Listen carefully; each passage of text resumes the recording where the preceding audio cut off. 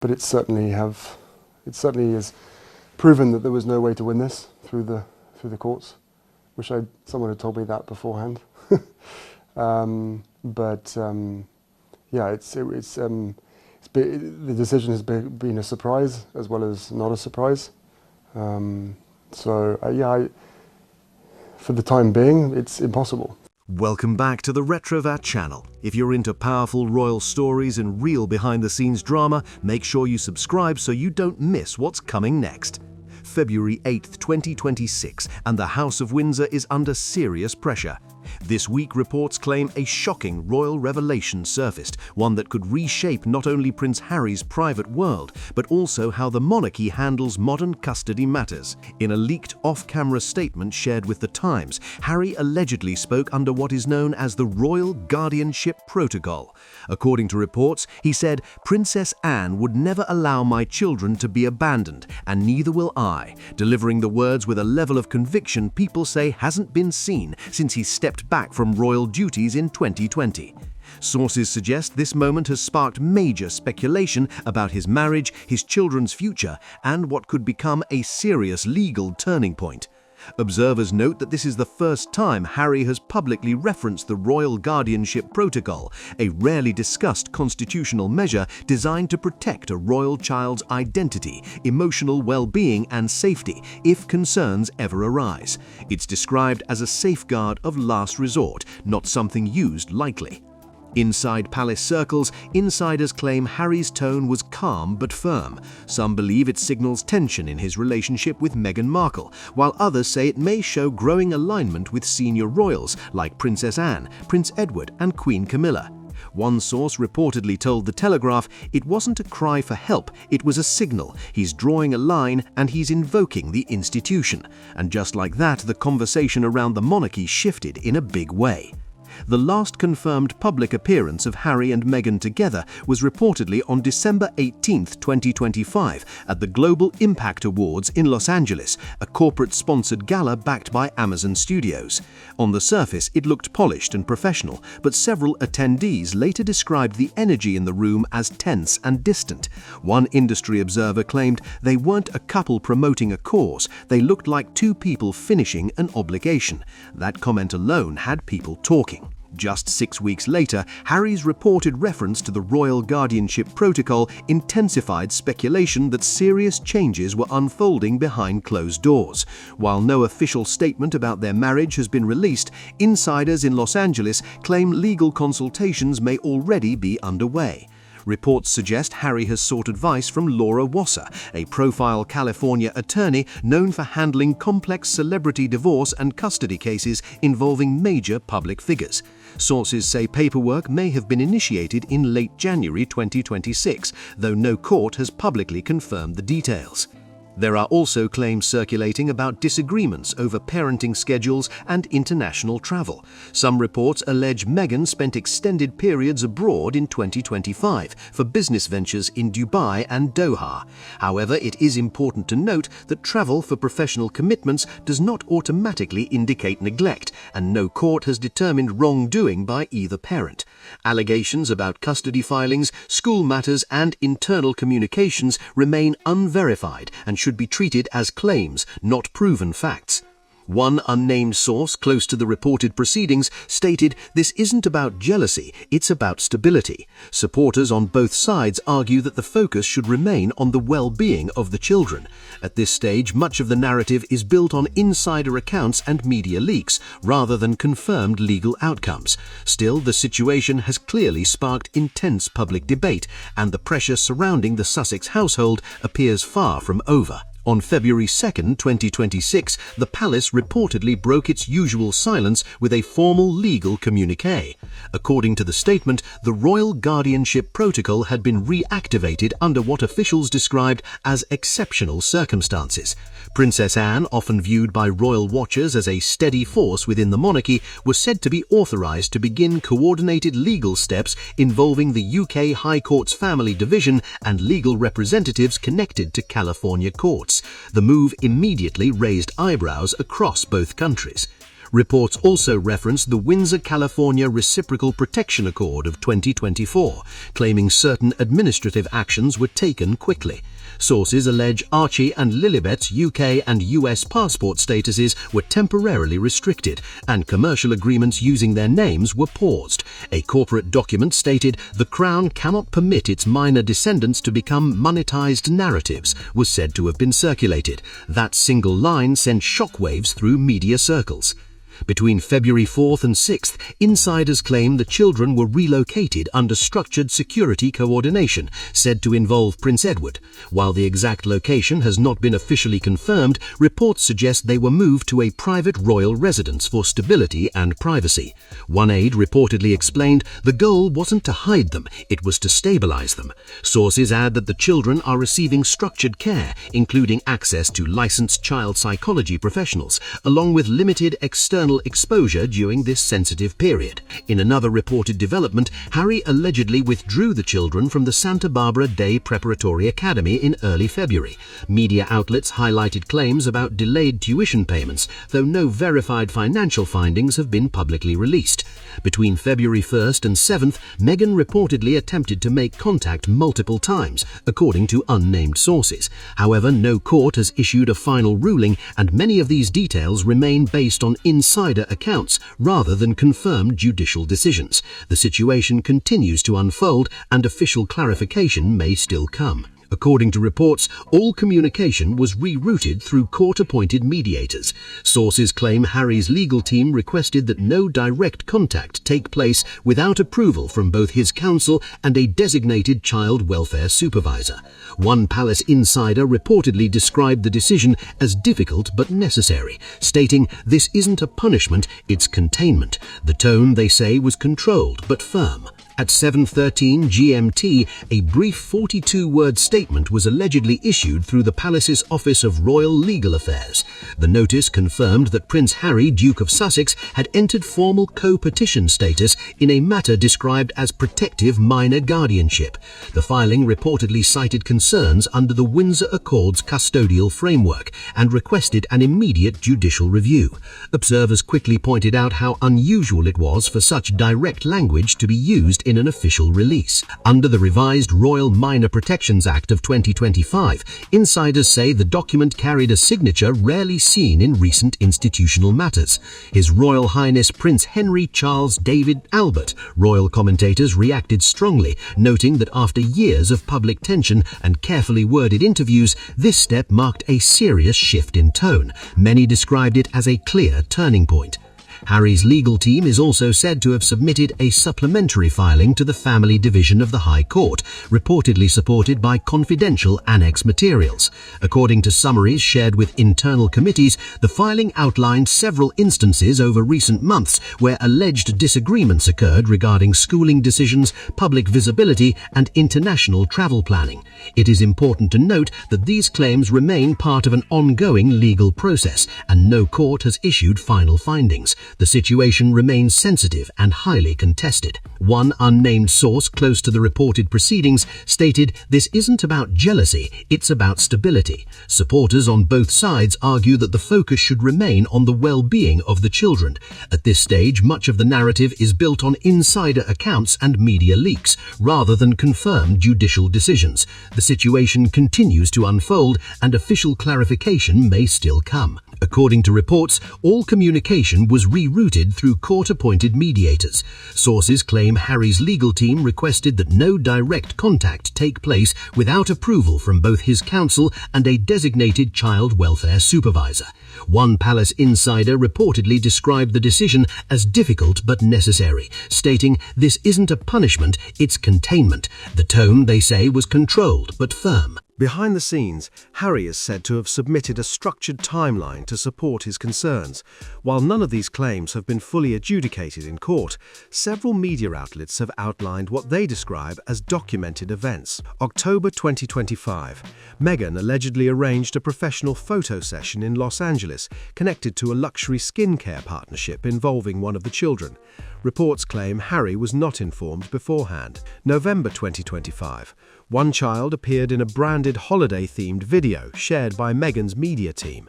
Sources close to Harry say he had no advance notice and was deeply upset by the situation. December 2025. Travel plans were reportedly arranged to Abu Dhabi for a high-profile themed gala event. Commentators allege standard Windsor Accord notifications were not completed in advance. January 2026. According to insider accounts, Harry's contact was temporarily structured to scheduled video calls with professional representatives present to monitor communications. It is important to emphasize that these details are based on reported filings and unnamed sources. No final court ruling has confirmed wrongdoing by either parent. The matter remains under legal review, and both sides are expected to present further evidence as proceedings continue. Taken together, these reported actions created what palace sources described as a deeply concerning picture, not just distance between parents, but serious disagreement over decision-making. According to summaries of a legal brief circulating in royal media circles, concerns were raised that the children's royal status may have been referenced in commercial discussions. Even more striking, insiders allege that members of Meghan's professional team explored the idea of AI-generated reenactment content using the children's likeness. No court has confirmed these claims, but the allegation alone sparked intense reaction. By February 8, 2026, reports suggest the situation reached a turning point. Harry is said to have formally accepted Princess Anne's proposal for a potential interim relocation plan involving a secured royal residence within Windsor's high protection zone. The estate, described by commentators as designated for vulnerable royal minors during sensitive periods, had not yet become the children's permanent location. However, planning discussions were reportedly underway, and observers noted the symbolic impact was significant. Meghan's representatives have not issued a verified public statement addressing these specific claims. However, a leaked voice recording circulated online, allegedly captured after news of the relocation proposal surfaced. In the recording, a voice believed to be Meghan's can be heard saying, "They've manipulated him, Anne is brainwashing him, and if they think they're getting my kids, they'll have to burn me down first." The authenticity and full context of the audio have not been independently verified, and legal analysts caution against drawing conclusions from unconfirmed leaks. Meanwhile, Harry made a notable public appearance on February 9th. Photographers captured him arriving at Clarence House through the Sovereign's Wing entrance rather than the Sussex courtyard. There were no production crews, no promotional branding, just Harry in a black coat holding a briefcase and a stuffed Paddington bear. The image quickly spread across headlines, adding yet another dramatic layer to an already unfolding royal storm. The stuffed Paddington bear reportedly carried special meaning, said to be Lilibet's favourite toy. Observers quickly focused on the symbolism, but even more attention landed on a powerful line from Harry's formal statement. He reportedly said, "I was once told by my wife that royalty was a trap, but maybe what's worse is when children are used to unlock someone else's brand. That's not love, that's leverage." The quote spread fast on both sides of the Atlantic, sparking fierce debate about what he truly meant. Then came a major legal move. On February 9, 2026, Harry reportedly filed an emergency petition at the Santa Barbara Family Law Court. The filing, titled Declaration of Protective Intent for Minor Heirs of the House of Windsor, was described by commentators as far more than a simple custody request. Legal analysts reviewing the reported 47-page document say it outlined concerns about parenting disagreements, financial priorities, and emotional strain within the household.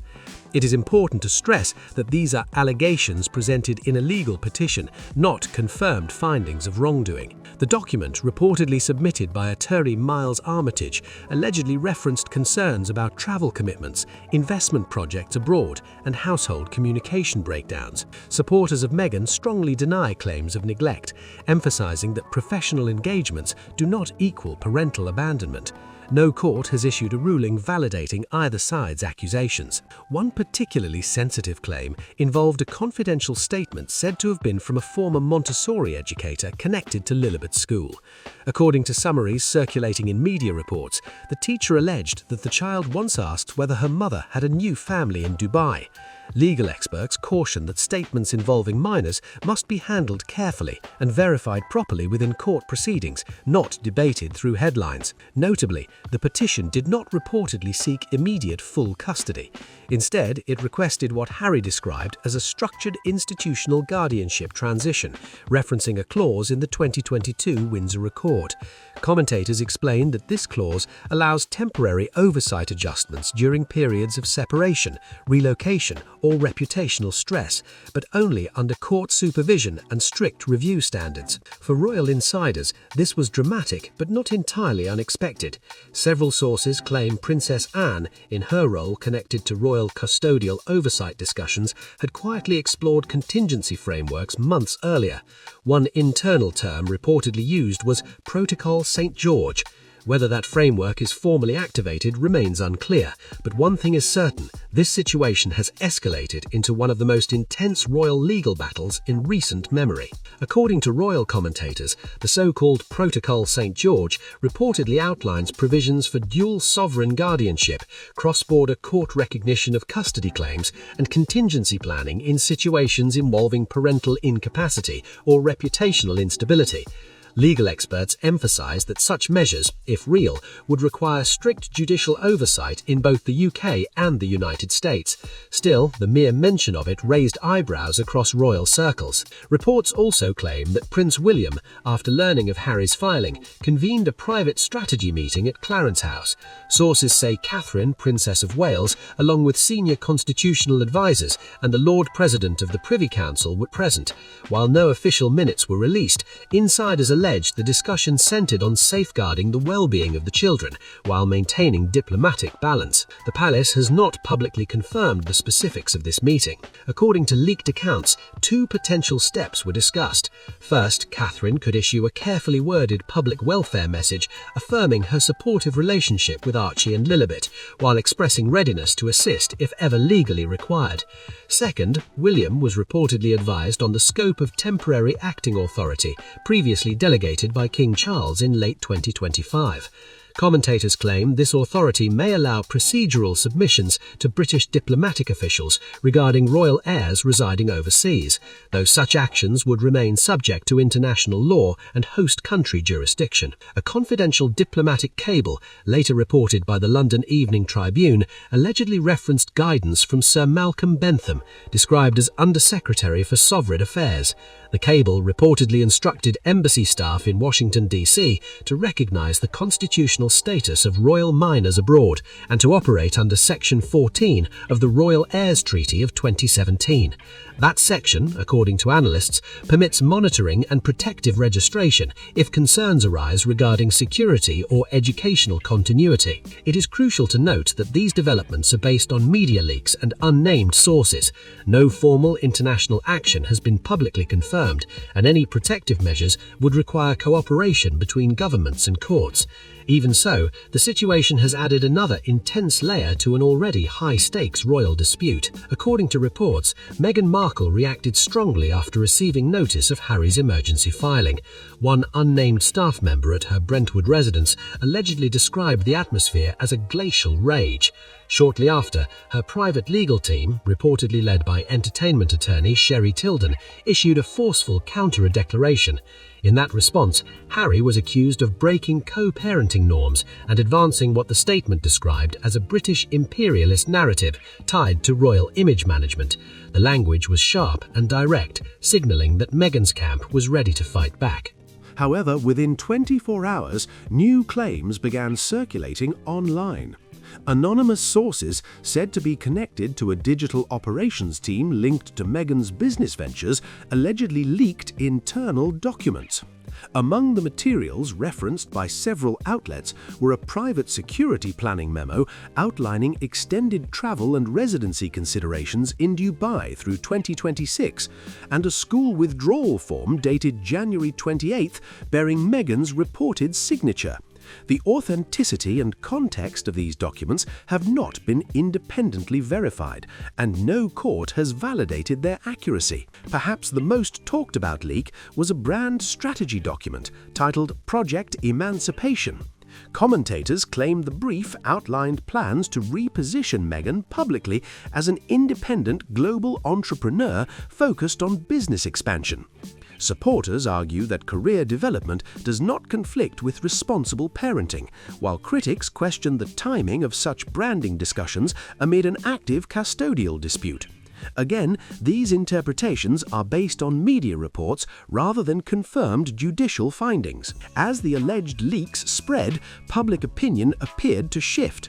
A February 10th poll published by the Daily Miracle reported that 71% of respondents in the UK, Canada, and Australia supported some form of structured custodial arrangement involving royal representatives.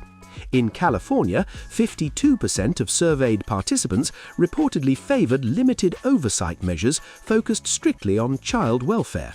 Poll results can vary widely depending on methodology, but the numbers fueled intense debate. At this stage, both legal teams continue preparing arguments, and no final rulings have been issued.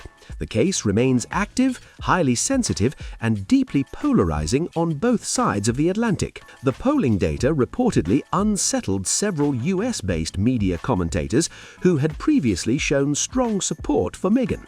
According to industry observers, some outlets began shifting their tone, framing the dispute less as a simple custody disagreement and more as a high-stakes power struggle.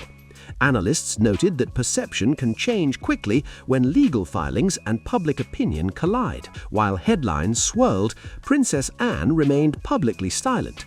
Behind palace doors, however, sources claim she convened an unscheduled session of what insiders describe as the Sovereign Guardianship Advisory Council at Sandringham. No official transcript was released, but commentators allege two key outcomes emerged from that meeting. First, a reported unanimous resolution supported the filing of an amicus brief in connection with Harry's custody petition, a procedural step meant to provide institutional perspective rather than direct control. Second, preliminary approval was allegedly granted for a UK-based educational continuity plan designed to align with the children's developmental needs should any court-approved guardianship adjustment occur. Legal experts stress that such plans would only activate with judicial authorization. Reports also suggest that Lady Louise Windsor, described by insiders as assisting in international youth coordination matters, travelled discreetly to the United States.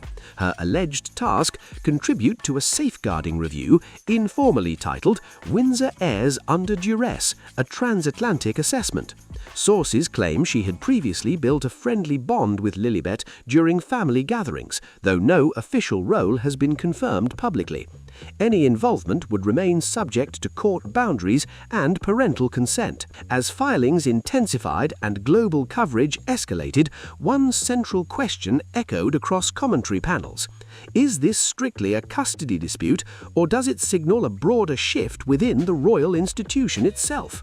Supporters of Harry frame the moment as protective and reform-driven. Supporters of Meghan argue it reflects institutional overreach. Courts, not headlines, will ultimately decide. For the children at the center of this case, the priority remains stability, privacy, and well-being. Whatever the outcome, this chapter is unfolding under intense scrutiny, and its long-term impact on the modern Windsor legacy could be significant. By February 5, 2026, reports indicate that the Royal Household Child Will Committee convened under Princess Anne's authority to discuss escalating concerns.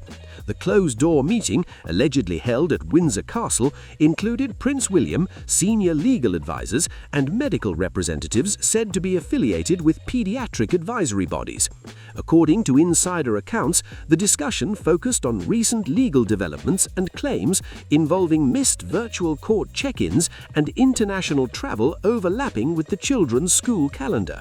It is important to note that these remain reported allegations within an ongoing dispute, not confirmed judicial findings. One document reportedly intensified the situation. Media outlets described a leaked memo linked to a European fashion brand that allegedly referenced a proposed children's wellness line concept.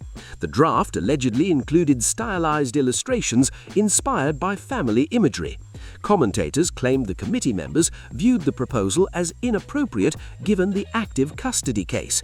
However, no court has publicly ruled that any commercial agreement was finalized or executed. On February 6th at approximately 9:45 a.m., sources claim Prince William referenced a rarely cited clause within the royal family custodial framework during internal deliberations.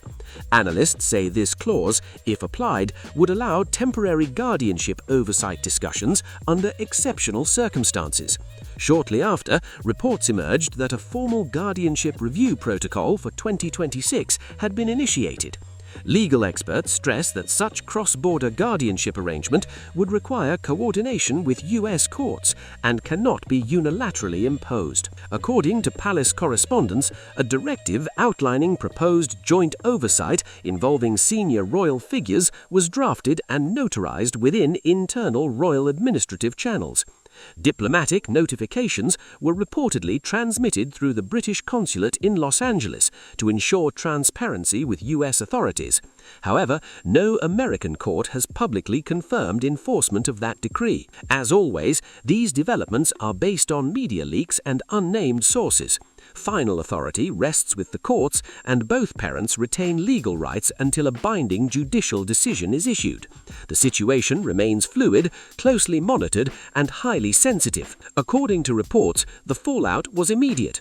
Meghan, who had reportedly just landed in Los Angeles for a scheduled Vogue interview, was allegedly informed en route that her visitation status was under temporary review pending compliance checks. Paparazzi images captured her arrival, and several outlets described her reaction as shocked and visibly emotional. However, no official court document confirming a suspension has been released publicly, and legal experts caution against drawing firm conclusions from media snapshots alone. Meghan's representatives quickly pushed back, accusing the palace of procedural overreach. Still, some analysts argued that if any compliance issues were formally documented, prior custodial understandings under the Windsor Accord could be subject to re-evaluation. These interpretations remain speculative unless validated by a court ruling. At this stage, much of the narrative is driven by legal filings and insider commentary rather than final judgments. In a parallel development, reports suggest Harry signed a waiver in January, adjusting certain exclusive custody positions as part of ongoing divorce proceedings. Commentators claim this procedural shift may have strengthened arguments for temporary joint oversight discussions.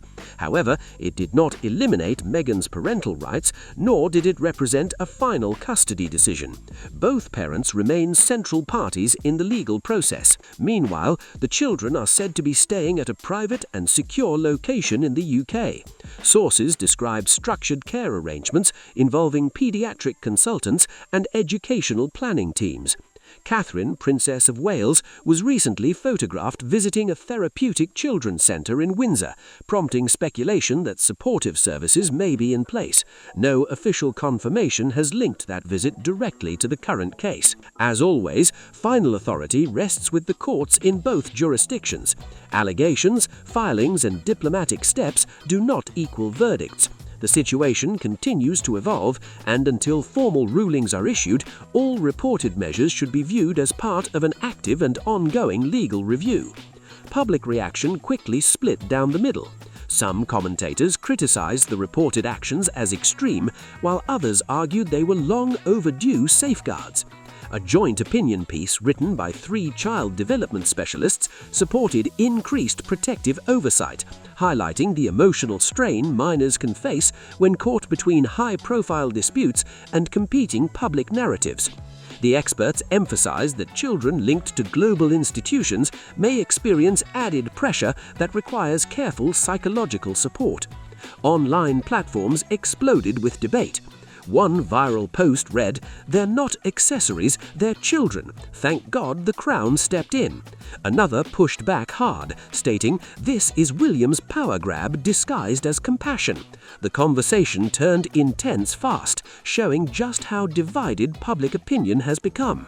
Meanwhile, Harry's silence drew attention. Since a podcast clip circulated in January, he had not made further public appearances. Rumours began spreading online. Some claimed he voluntarily entered a private wellness retreat, while others suggested he was in Scotland consulting with senior family advisors. None of these claims have been officially confirmed. What is clear, however, is that he has not publicly defended or criticised Meghan's recent reported actions, choosing instead to let legal filings speak for him. Meghan, facing rising media scrutiny, reportedly shifted her legal strategy. According to court watchers, she filed a preliminary appeal in the California family court system seeking to challenge recognition of any potential UK-based guardianship adjustments. Legal analysts note that international custody matters involving dual citizenship children tied to constitutional frameworks can become extremely complex. However, they also stress that US courts maintain independent authority and do not automatically enforce foreign institutional directives. As the legal process continues, both sides remain engaged in formal proceedings. Social media narratives may be loud, but final decisions will depend on documented evidence and judicial review. Until courts issue clear rulings, much of the speculation remains just that, speculation. According to international legal correspondence, the Court of International Family Law Cooperation had already logged documentation submitted by representatives connected to the royal household. Reports suggest the matter may proceed under a specialized cross-border jurisdiction model designed for complex international custody disputes. However, legal experts caution that no parent's rights are automatically erased under hybrid review systems. Any suggestion that Meghan's legal options are non-existent would ultimately depend on court rulings, not speculation. That same week, headlines intensified when Paris Fashion Week organizers reportedly withdrew a previously scheduled appearance by Meghan. Event representatives cited ongoing controversy and reputational considerations as the reason. Several major fashion brands were rumored to be reassessing public collaborations, though no permanent bans were formally confirmed. A leaked WhatsApp exchange, allegedly between two creative directors, circulated online, describing Meghan as radioactive and a reputational liability. The authenticity of that chat has not been independently verified, and such leaks should be viewed cautiously. The phrase unfit maternal co-parent began trending across social media platforms, further fueling public debate. Supporters called the language unfair and harmful, while critics argued it reflected deeper concerns about the custody battle. Online trends, however loud, carry no legal authority. Courts rely on documented evidence, not hashtags. As February 2026 unfolded, commentators described the atmosphere as increasingly tense. Reports surfaced claiming the royal household had activated an emergency custodial oversight framework, sometimes referred to as the Windsor Protocol. Legal analysts stress that any such framework would still require cooperation with US courts and adherence to international law. No unilateral decree can override American jurisdiction without due process. In another reported development, a confidential letter was allegedly delivered to a Los Angeles law firm representing Meghan. The letter reportedly stated that cross-border travel involving the children without prior written authorization could violate existing agreements under the Windsor Accord. Whether such language carries enforceable weight will depend entirely on judicial review. At this stage, the case remains active and unresolved. Allegations, leaked messages, and institutional responses continue to shape public perception, but final authority rests with the courts. Until formal decisions are handed down, every dramatic headline remains part of an unfolding legal process, not a concluded chapter.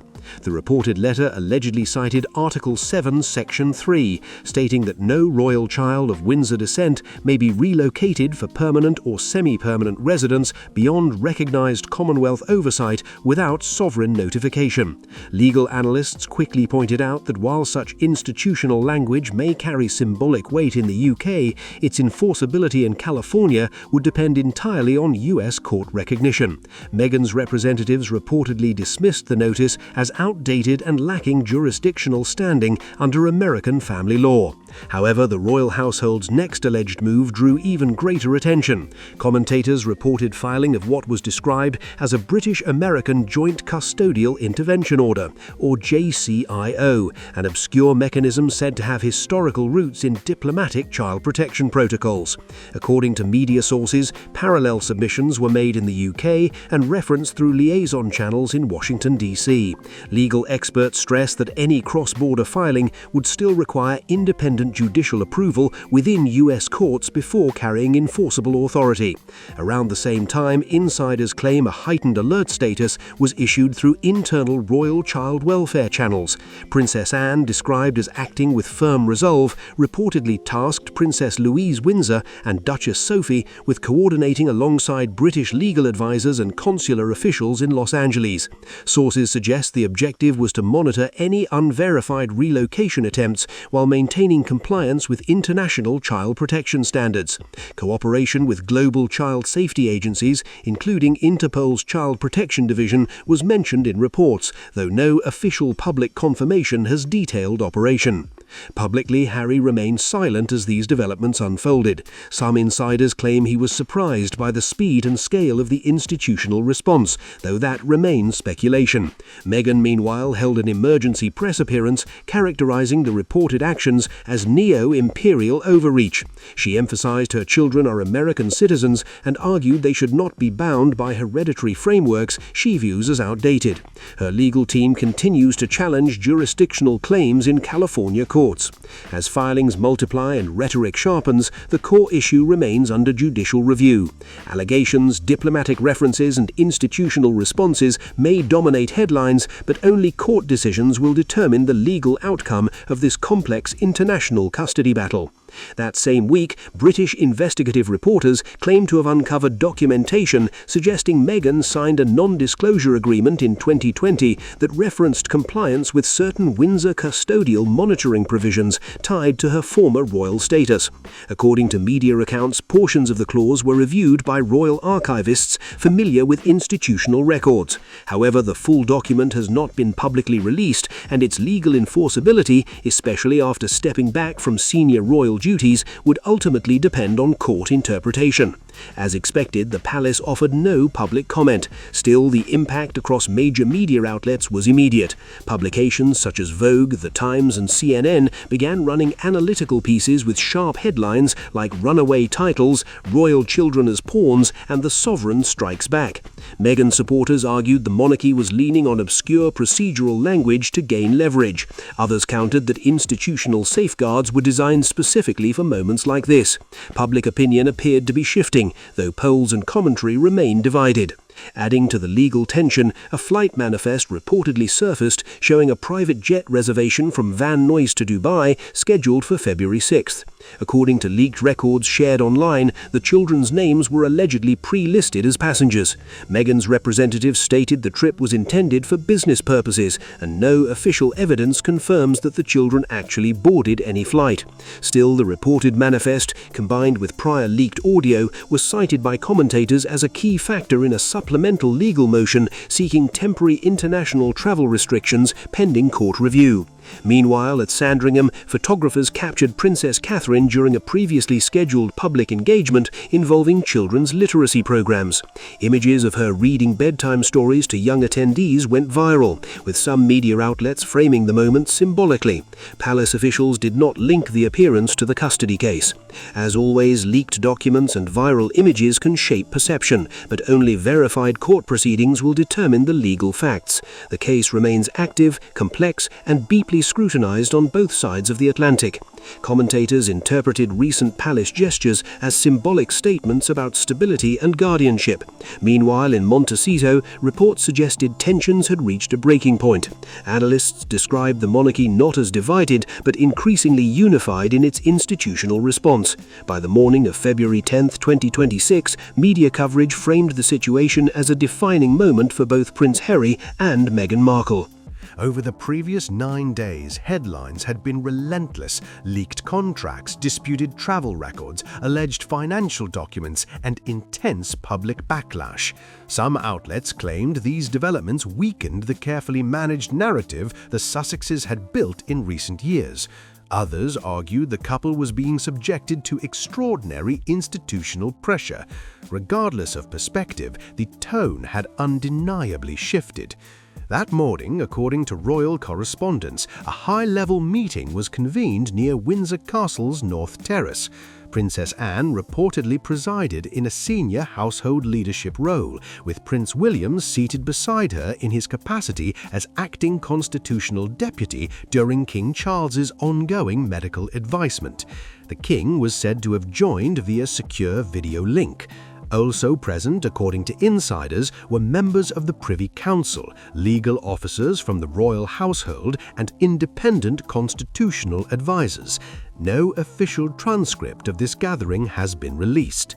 At precisely 9 a.m. GMT, Princess Anne allegedly read from a sealed document described in reports as an instrument of institutional separation, sometimes referred to by commentators as the Sussex Protocols.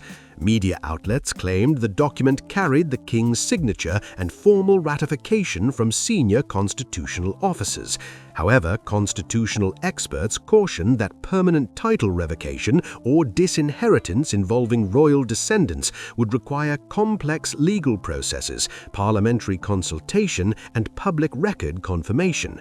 No such legislation has been publicly enacted at this time.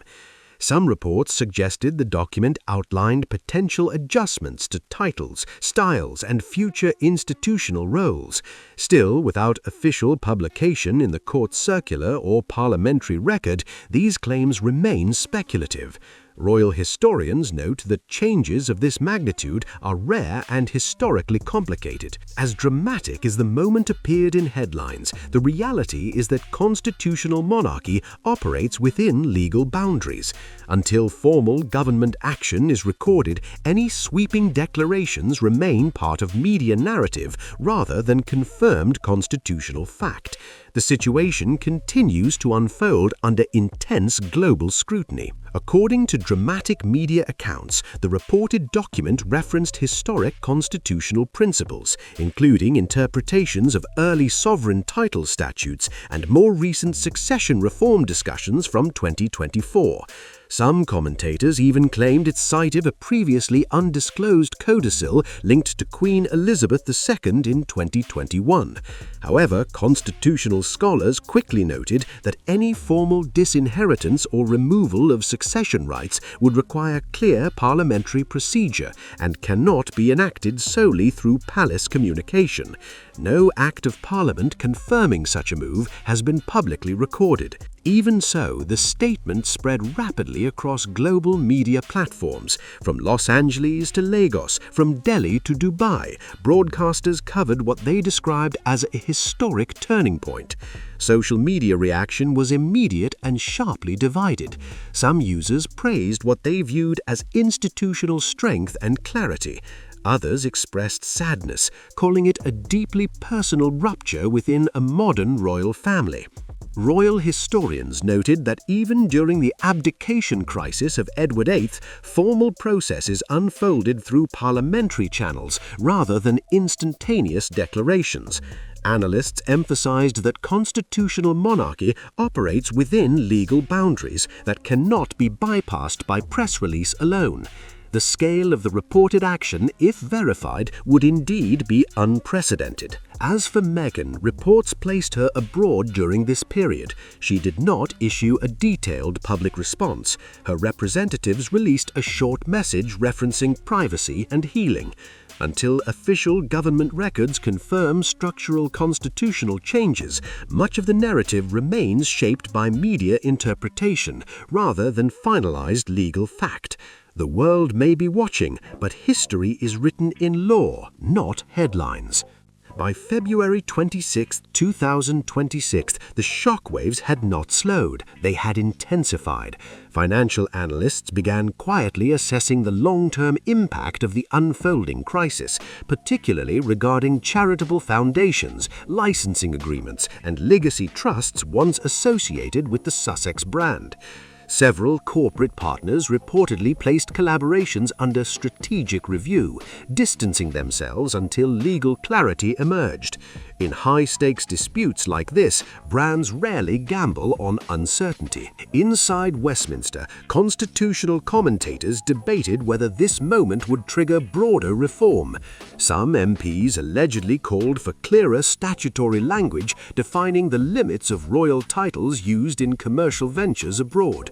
Others warned against overcorrection, stressing that family disputes should not become legislative battlegrounds. The monarchy, after all, survives on stability, not emotional reaction. Meanwhile, across California, court observers noted that procedural hearings were being scheduled at an accelerated pace. Though sealed from public access, docket activity reportedly increased, signaling that both legal teams were preparing for an intense jurisdictional showdown. Cross-border custodial disputes involving public figures are rare but not impossible. Judges, not headlines, would ultimately decide the enforceability of any institutional claim. Public sentiment remained volatile. Polling updates suggested slight swings in favor of structured mediation rather than full institutional intervention. Advocacy groups emphasized that regardless of titles or treaties, the children's emotional well-being must remain central. That reminder cut through the noise like a siren, because beneath the royal symbolism, this is still about two young lives caught in a global spotlight. Behind palace walls, senior advisors were said to be crafting contingency communication strategies in case further leaks emerged. No additional decrees were announced, and the monarchy maintained disciplined silence. That silence, some analysts argued, was intentional, strength through restraint. As the dust refused to settle, one reality became impossible to ignore. February 2026 had reshaped the modern royal narrative forever. Whether this chapter ends in reconciliation, legal compromise, or lasting separation, it has already forced a reckoning about power, privacy, and parental responsibility in the age of global media. And the world is still watching. By mid-February, the atmosphere surrounding the case had shifted from shock to strategy. Legal insiders on both sides reportedly began exploring the possibility of a closed-door mediation summit, a controlled setting where cross-border custody terms could be negotiated without cameras, leaks, or political undertones. In high-profile international disputes, mediation is often the pressure valve that prevents a courtroom explosion. Sources in London suggested that senior constitutional advisors were quietly encouraging de-escalation. The monarchy, while firm in tone, is said to understand that prolonged public warfare benefits no one, especially the children. Across the Atlantic, California family law experts noted that judges typically favor cooperative parenting frameworks over institutional standoffs. If a compromise structure could be designed, courts would likely support it. Meanwhile, financial disclosures tied to ongoing divorce proceedings reportedly began surfacing in sealed filings.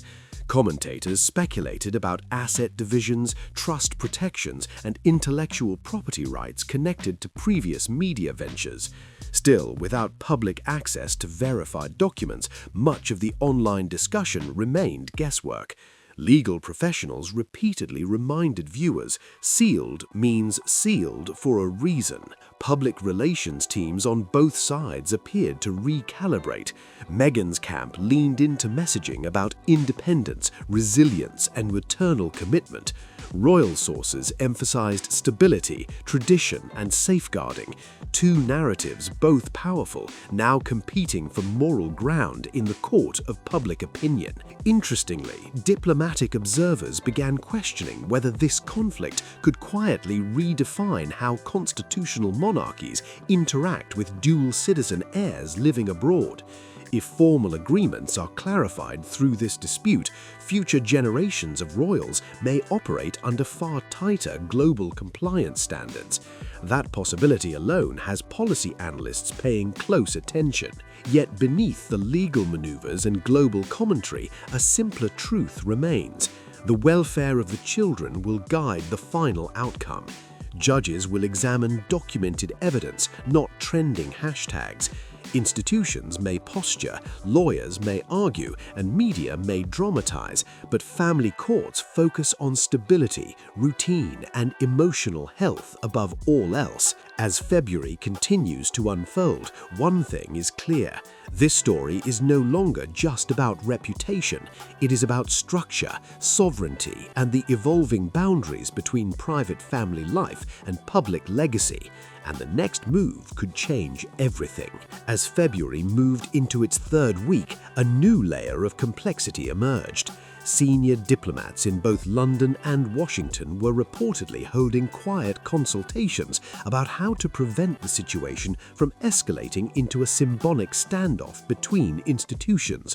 While family law remains the domain of the court, cross-border royal matters carry diplomatic sensitivity that few modern cases have ever tested. Legal analysts began floating the possibility of a stability framework, a temporary court-supervised parenting structure that would preserve both parents' rights while limiting public exposure of the children.